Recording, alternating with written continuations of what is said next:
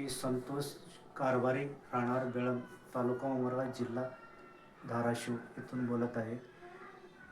2012मध्ये माझे लग्न झालेलं आहे. मला 8 ते 9 वर्ष लेकरं झाले नव्हते.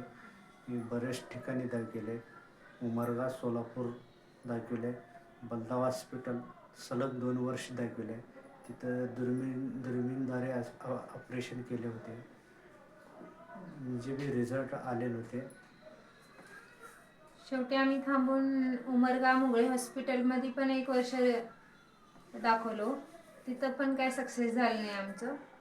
शेवटी माझे मेवण्याने सांगितले बसू कल्याणला दाखवा म्हणून. तिथं बसू कल्याणला एकदा जाऊन भेटले. तिथं चांगलं रिझल्ट आले आहे.